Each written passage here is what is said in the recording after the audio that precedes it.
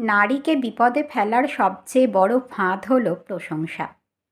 আপনাকে দেখে মনে হয় এখনো কলেজে পড়েন। আপনার হাসিতে তো জাদু আছে।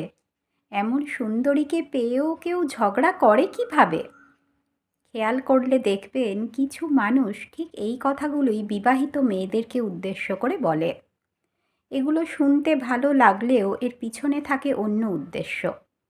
আপনাকে বোঝানো হয় আপনি অনেক বেশি স্পেশাল, যেটা আপনার স্বামী নাকি বোঝে না, কিন্তু তৃতীয় ব্যক্তিটি বোঝে।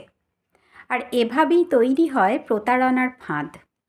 সামান্য অভিমান বা দাম্পত্যের টানাপোড়েনে বাইরের এই মিষ্টি কথা আপনার মনে বিষ ঢেলে দেয়, স্বামীর প্রতি ক্ষোভ বাড়ায়, সংসারে অশান্তি আনে, আর শেষমেশ একটি সাজানো সংসারকে ধ্বংসের দিকে ঠেলে দেয়। সত্যি কথা হলো, যারা এভাবে প্রশংসা করে তারা আপনাকে বিয়ে করবে না, তারা আপনার দায়িত্ব নেবে না, তারা চায় শুধু ক্ষণিকের আনন্দ।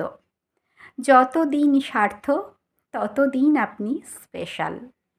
উদ্দেশ্য হাসিলের পর তারা আর ফিরেও তাকাবে না আপনার দিকে। এরকম মানুষদের লাইফে বিন্দুমাত্র জায়গা দেবেন না।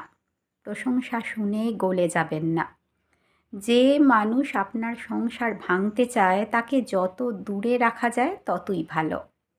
কারণ দিনের শেষে আপনার পাশে থাকে সেই মানুষটাই যে হয়তো কবির মতো প্রশংসা করে না, কিন্তু অসুস্থ হলে রাত জেগে আপনার যত্ন নেয়, আপনার সন্তানের দায়িত্ব নেয়, সংসারের বোঝা টানে। মনে রাখবেন, ক্ষণিকের প্রশংসার নেশা অনেক মিষ্টি হতে পারে, কিন্তু তার ফল অত্যন্ত তেঁতো আর ভয়ঙ্কর।